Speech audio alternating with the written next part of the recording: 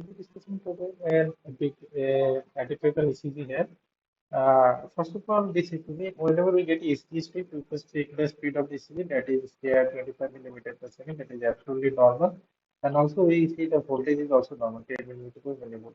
Because that is absolutely normal, because otherwise we will be misinterpreting whether it is bradycardia or tachycardia or uh, low voltage or high voltage criteria, high voltage ECG. So that should always be checked at the very first. And after that, we'll be seeing the reading. And so in ECG, we can see that the reading is absolutely normal. It is in sinus reading. The QRS RR gap is absolutely normal. But the problem in this ECG, we can see that there is a problem in lead 1, lead ACL. Some problem here in lead V2 and V3, and there is a problem also in V5 and V6. What is the problem we see in this ECG? You see, there is the STT changes. Specifically, if you see, there is ST depression and giant TOF inversion. Giant TOF inversion is the main problem. This much of TOF inversion. This is called spade-like TOF inversion. Moving of the TOF is very high. So spade-like TOF inversion or giant TOF inversion. And also, you can see that in lead V2 and V3, there is mild ST elevation, and more than ST elevation, there is biphasic T. Specifically, you can see in the V3. This pattern is biphasic Q. When you see this is PF, this is Q, R, S, and this is T. And if you see this type of pattern, this is the T, this is biphasic T. You see, there is a portion of the T above the baseline and there is a portion of the T below the baseline. So this is biphasic T. And biphasic T, as you know, that is very characteristically found in a Wellen pattern. Wellen pattern is a type of anterior MI. We all know that is due to proximal area of motion most of the times. And we know I want to recap that this type of presentation might be pain-free. At the time of PCG, the patient might be pain-free, but this is very dangerous MI. So, but there will be history of past history of cardiac chest pain. So, you'll be taking a proper history whether there is any history of chest pain or dysphoria suggestive of any ischemic pain in the previous. But you should remember that during the ECG, the patient might be chest pain, but you should not ignore it. So you should be very careful about diagnosis of the OLS, but it is very easily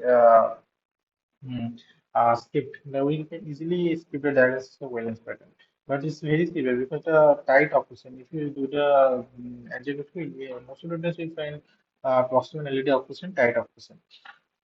But this pattern here, this doesn't look like a violin pattern because this is also this bifurcation is also is a finding of ACM.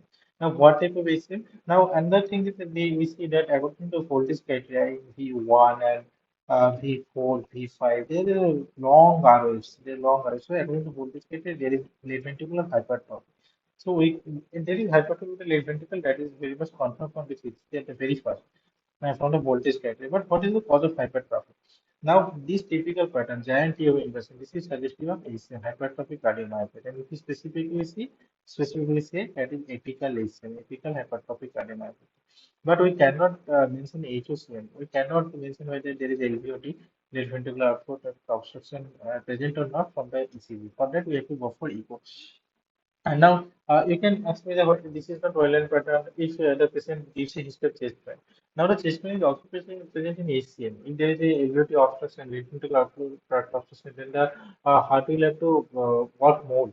So there will be symptoms of angina. So there will be increased myocardial oxygen given for the extra workload.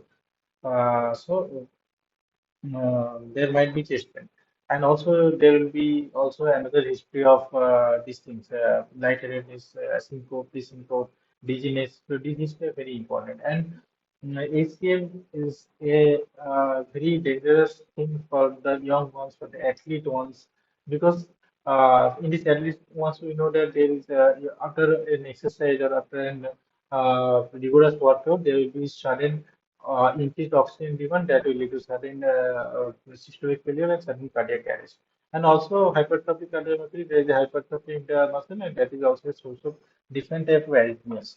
So this is a very dangerous condition, so you should not miss out this diagnosis. That is a